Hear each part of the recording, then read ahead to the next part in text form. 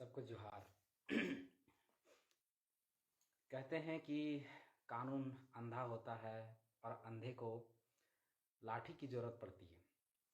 आज हम चर्चा करने वाले हैं कि हमारा जो पड़ोसी राज्य हैं जैसे बिहार, उत्तर प्रदेश और बंगाल, छत्तीसगढ़ और मध्य प्रदेश, वहाँ का स्थानीय नीति क्या है और नियोजन नीति क्या है, क्योंकि जानना ज़रूरी है। क्योंकि आज तक हमने जो बातें की है हमेशा ऑथेंटिक विद प्रूफ के साथ हम बात किए हैं। तो आज भी हम सारे जो हमारे पड़ोसी राज्य थे जैसे बिहार, आपका उड़ीसा, आपका छत्तीसगढ़, मध्य प्रदेश, सभी का हमने नियोजन नीति और स्थानीय नीति को लाया है, निकाला है, उनकी डॉक्यूमेंट्स को निकाला है। तो ये जो वीडियो है, ये वीडियो को जन जन तक, लोगों तक पहुंचाना आपका काम है, ताकि हमारे जो लोग हैं, जो झारखंड के लोग हैं, वो जान सके कि अन्य राज्य जो हैं, हमारे जो पड़ोसी राज्य हैं, उनको उनकी स्थानीय नीति और नियोजन नीति क्या है। क्योंकि लड़ाई स्थानीय नीति और नियोजन नीति की है, इसलिए सभी को जानना ज़रूरी है। हम विथ प्रूफ बताएंगे कि अन्य राज्यों की नीतियाँ क्या है। तो सबसे पहले हम शुरू करते हैं एक सुप्रीम कोर्ट और एक पटना हाई कोर्ट की जजमेंट का। देखिए ये पेपर है मेरे पास, पूरा प्रूफ निकाल के लाया है। ये सुप्रीम कोर्ट और हाई कोर्ट का जजमेंट है। इसको मैं पहले पढ़ के बताते हैं कि इसमें क्या लिखा हुआ है। झारखंडी मुद्दे पर वक्ताओं ने तर्क दिया है कि डोमिसाइल नीति पर सुप्रीम कोर्ट का जजमेंट 9 जनवरी 2002 को हुआ।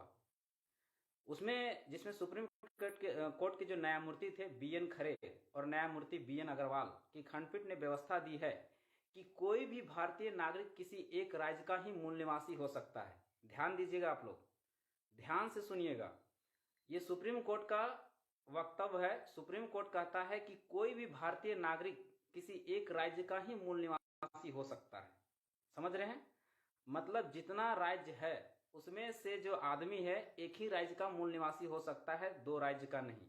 यानी जो बिहार का है वो बिहार का रहेगा, जो यूपी का है यूपी का ही रहेगा, जो छत्तीसगढ़ का है छत्तीसगढ़ का रहेगा। अगर कोई बिहार वाला झारखंड में आके अधिकार मांगता है कि हम यहाँ का वर्षों से रह रहे हैं, चाहे सालों से रह रहे हैं, तो उसको यहाँ अधिकार नहीं मिलेगा। ठीक है। उसके बाद आगे सुप्रीम कोर्ट कहती है कि यानी एक नागरिक दो राज्यों के मूल निवासी नहीं हो सकते हैं। दो राज्यों के मूल निवासी नहीं हो सकते। ध्यान से सुनिएगा। यानी अगर हम झारखंड के निवासी हैं तो केवल झारखंड का होंगे। हम महाराष्ट्र, असम, बंगाल, अगर हम 150 साल पहले या 70 साल पहले भी अगर हम चले गए हैं, वहां रह रहे हैं, बस रहे हैं, अगर खा रहे हैं, तो हम वहां का मूल निवासी नहीं हो सकते, किसी कीमत पर नहीं हो सकते। इसका ताजा उदाहरण है 1921 ईस्वी में, मेरे पास उसका भी डाटा है। 1921 ईस्वी में लगभग 90 से 95 हजार यहाँ के झारखंड के आदिवासियों, मूलवासियों को उठाकर असम और बंगाल ले जाया गया था। असम में चाय खेती कराने के लिए, जहां पर वो लोग बसे रहे, उनकी भाषा है, लेकिन आज तक उनको अपनी भाषा की मान्यता नहीं मिली है। वहां तक कि उनको स्थानीयता की भी मान्यता नहीं मिली है। वो वहां टी ट्राइब के नाम से जाने जाते हैं। ये पूरा वक्तव्य हम बता रहे हैं इसके डाटा के साथ। ठीक है। अब आगे सुनिएगा। आरक्षण के मामले में पटना हाईकोर्ट ने भी वर्ष 2009 में एक याचिका की सुनवाई करते हुए व्यवस्था दी है कि प्रदेश की नौकरियों में बाहरी लोगों का आरक्षण का लाभ नहीं मिलेगा। ध्यान से सुनिएगा, ये पटना हाईकोर्ट का जजमेंट है। ये कहता है कि प्रदेश की नौकरियों में बाहरी लोगों का आरक्षण का लाभ नहीं मिलेगा। उसके बाद देखिए वहां बिहार में कैसे लोगों को बाहर कर दिया जाता है। उच्च न्यायालय ने उत्तर प्रदेश के मूल निवासी के 2 न्यायिक अधिकारियों की नियुक्ति रद्द कर दी थी इस आधार पर।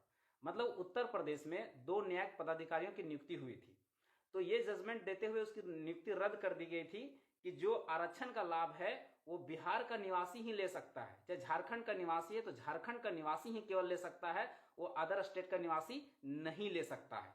तो बिहार में 2 न्यायिक अधिकारियों का नियुक्ति हुआ था, उन नियुक्ति को उन्होंने रद्द कर दिया था इस आधार पर कि बिहार में केवल मूल निवासी ही आरक्षण का लाभ ले सकते हैं। अब आगे क्या कहते हैं सुप्रीम कोर्ट कि 2009 में सुप्रीम कोर्ट ने कहा है कि अपना मूल राज्य छोड़कर अन्य राज्यों में जो बसे अपने जाति के आधार पर संबंधित राज्य में प्रवासी आरक्षण का लाभ पाने का दावा नहीं कर सकते हैं। एक बार और ध्यान से सुनिएगा।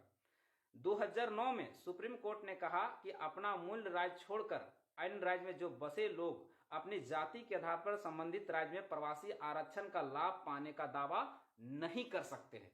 यानी अगर हम महाराष्ट्र में, बिहार में, गुजरात में या कहीं भी अदर स्टेट में अगर हम आरक्षण का लाभ मांगते हैं तो हम दावा भी नहीं कर सकते और मांग भी नहीं सकते। ये पटना हाईकोर्ट कहती है, पटना हाईकोर्ट का जजमेंट है, मेरा नहीं है। मैं कभी कहीं सुनी बातों पे विश्वास नहीं करता।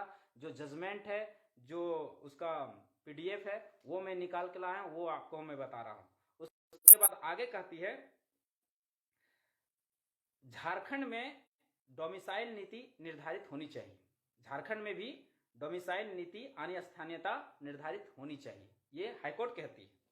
उसके बाद मंडल कमीशन का जो रिपोर्ट है वो क्या कहती है, मंडल कमीशन की सिफारिश के तहत झारखंडियों को 90% रोजगार में अवसर प्रदान किया जाना चाहिए। यानी 90% झारखंड के लोगों को यहाँ रिजर्व किया जाना चाहिए, 10% ओपन कर दिया जाना चाहिए अन्य राज्यों के लिए, वही मांग है। अगर इस प्रावधान के तहत अगर स्थानीय नीति और नियोजन नीति नहीं बनती है तो हमेशा सुप्रीम कोर्ट में, हाई कोर्ट में हमारी जो स्थानीय नीति है और नियोजन नीति चैलेंजिंग हो जाएगी। इस नीति को समझिए। और क्योंकि आज तक देखिए रघुवर दास का जो 11-13 जिला के जो नियोजन नीति था वो भी क्या कर रहा था, पूर्णतः रिजर्व कर रहा था। 13 जिला में आनी जो गुमला है, सिमडेगा है, लोहरदगा है, ये सारे जिले रिजर्व कर दिए गए थे पूरी तरह से 100%। सुप्रीम कोर्ट कहता है कि आप 10% ओपन रखना पड़ेगा या 5% आपको सीट को ओपन रखना पड़ेगा, 90% तक रिजर्व कर सकते हैं। लेकिन रघुवर दास ने या उनके जो सलाहकार थे, जो आईएएस थे, जिन्होंने नीतियां बनाई, उन्होंने पूरी तरह से रिजर्व कर दिया, जो सुप्रीम कोर्ट में जाके बाद में चैलेंजिंग हो गया और वो भी नियोजन नीति खारिज हो गई। बस उसी तरह का नियोजन नीति ये हेमंत सोरेन की सरकार ने भी बनाई। क्या किया, मैट्रिक इंटर के आधार पर यहाँ के लोगों को रिजर्व करने का प्रयास किया। ठीक है, आप अच्छा नीति बनाए थे, हो सकता है कि झारखंडी हित में बनाए थे, लेकिन आपको सुप्रीम कोर्ट का भी ख्याल रखना है। और ये हेमंत सोरेन की गलती नहीं है, गलती उनके साथ जो बाहरी लोग बैठे हुए हैं, जो सत्ता को चला रहे हैं, इंटू पिंटू चिंटू जो चला रहे हैं, वो लोग की गलती है। क्या वो जो सलाहकार हैं, जो विधिवेता है, जो कानून के जानकार हैं, जिन्होंने नियोजन नीति के ड्राफ्ट को तैयार किया था, क्या उनको नहीं पता था कि अगर हम 100% अगर रिजर्व कर देते तो वो हाईकोर्ट और सुप्रीम कोर्ट में चैलेंजिंग हो जाएगा, एकदम हो जाएगा। इसलिए वैसी नीतियां बनाइए जो यहाँ के हित में हो और हाईकोर्ट और सुप्रीम कोर्ट में चुनौती भी ना हो। देखिए चुनौती कैसे होता है, आपको मध्य प्रदेश, हरियाणा, बिहार, उत्तर प्रदेश, आप सभी राज्य चले जाइए, वहां पर किसी ने 10%, किसी ने 5% अपने सीट को ओपन छोड़ा है, तो आपको उतना छोड़ना पड़ेगा। आपको पूरी तरह से रिजर्व कीजिएगा, वो चैलेंजिंग हो जाएगा। उसके बाद आगे के नियोजन नीति में क्या कहती है, आगे सुनिएगा। ये जो है ये झारखंड का है, झारखंड का जो वैकेंसी निकलता है उसमें कह दिया जाता है कि पूरा भारत का नागरिक फॉर्म भर सकता है झारखंड की नौकरियों में। उसके आधार पर हम लोग का एक ये जो है, ये हम बिहार का नियोजन नीति निकाल के लाए हैं, वहां की वैकेंसी का है ये नियोजन नीति। इसमें कहता है कि इसमें वही फॉर्म भर सकता है जो भारत का नागरिक हो और बिहार राज्य का निवासी हो। देखिए लिखा हुआ है, साफ साफ शब्दों में लिखा हुआ है कि भारत का नागरिक हो और बिहार राज्य का निवासी हो, लेकिन झारखंड वाला में कह दिया जाता है केवल भारत का नागरिक हो। आगे देखिए ये बिहार का है, फिर वही फॉर्म निकलता है बिहार में, तो ये देखिए इसमें लिखा हुआ है only Bihar people can apply, केवल बिहार का निवासी ही अप्लाई कर सकता है। आगे देखिए वहां के, ये देखिए इसमें लिखा हुआ है, डायरेक्ट शब्दों में लिखा हुआ है प्रारंभिक शिक्षक में नियोजन में अब बिहार का मूल निवासी है अनिवार्य शिक्षक बनेंगे, मतलब बिहार के लोग ही बनेंगे। उसके बाद स्थानीयता में क्या कहता है, जो हम लोग 32 की खतियान की मांग कर रहे हैं उसमें बिहार में क्या कहता है कि खतियान होना चाहिए स्थानीयता के लिए। सुनिएगा ध्यान से, खतियान होना चाहिए, दानपत्र या भूमि संबंधी दस्तावेज या भूमिहीनों को आवासीय जमीन का दस्तावेज या अभिलेख होना चाहिए, तभी उसकी स्थानीयता परिभाषित होगा। राज्य सरकार को भी वही करना चाहिए। उसके बाद हम एक डॉक्यूमेंट आपको दिखाते हैं, इस डॉक्यूमेंट में कहता है कि जब हम, इस डॉक्यूमेंट का कहना है कि जब हम झारखंड में थे तब 1932 का खतियान हमारे पास चल रहा था। आप देखिए ये मूल निवासी प्रमाण पत्र अनुमंडल कार्यालय गोड्डा का है, ठीक है। इसमें 2002 में एक दीपक कुमार के व्यक्ति थे, इन्होंने अपना स्थानीय बनाया था, तो उसमें लिखा हुआ था कि ये जो स्थानीय निर्गत हो रही है वो 1932 के खतियान के आधार पर, यानी उसके सर्वे सेटलमेंट के आधार पर ये स्थानीय निर्गत हो रही है। देखिए इसका प्रमाण है मेरे पास। मैं कभी अनर्गल बातें नहीं करता, जो ऑथेंटिक होती है ऑथेंटिक बातें करता हूं। तो क्या तब जब 2002 में जब झारखंड में डोमिसाइल के आधार पर, वो भी 1932 के आधार पर नियोजन नीति चलती थी, स्थानीय नीति चलती थी, तो अभी क्यों नहीं चल सकती? तो हम सरकार से ही गुजारिश करेंगे कि जो 9 राज्यों का, जितने राज्यों का आप पढ़े हैं, अच्छे से अध्ययन कीजिए स्थानीय नीति और नियोजन नीति को, और खतियान आधारित नियोजन नीति बनाइए।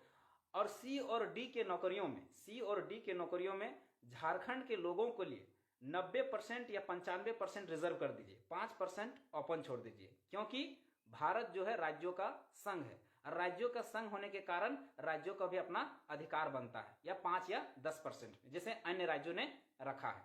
ठीक है। उसके बाद जो हमारा ऑफिसर को जो पद है, ऑफिसर का जो नौकरियां हैं, उससे 80 से 85% रिजर्व कर दीजिए, आप 75% रिजर्व कर दीजिए, 15 या 25% आप ओपन छोड़ दीजिए। कभी नियोजन नीति खारिज नहीं होगी। अगर 100% रिजर्व करने का प्रयास करेंगे तो वो हमेशा हाईकोर्ट और सुप्रीम कोर्ट में चैलेंजिंग हो जाएगा, और जब चैलेंजिंग होगा तो यहाँ भविष्य किसका पिसता है, बर्बाद किसका हो रहा है, तो यहाँ की युवा पीढ़ी का भविष्य बर्बाद हो रहा है।